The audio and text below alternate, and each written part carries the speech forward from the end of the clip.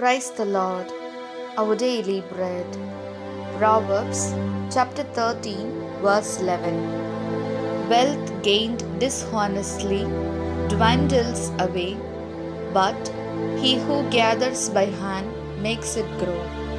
O Almighty God, thank you for giving this wonderful verse. May your presence showers on us.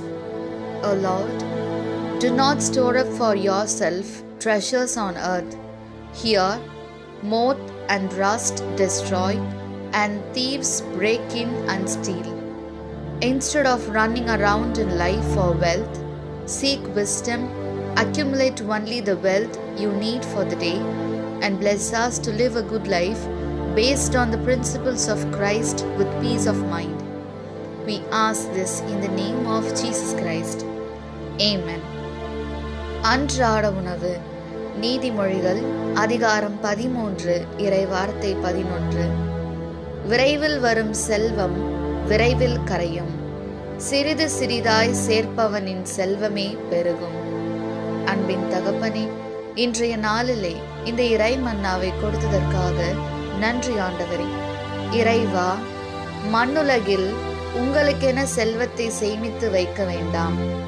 இங்கே பூச்சியும் துருவும் அழித்துவிடும், திருடரும் அதை கன்னமிட்டு திருடுவர் என்ற வார்த்தைக்கு ஏற்ப செல்வத்திற்காக வாழ்வில் ஓடாமல் ஞானத்தை தேடி சென்று அன்றன்றைக்கு தேவையான செல்வத்தை மட்டும் சேர்த்து மன நிம்மதியுடன் கிறிஸ்துவின் கோட்பாடுகளை அடிப்படையாக கொண்டு நல்வாழ்வு வாழ எங்களை ஆசிர்வதியும்.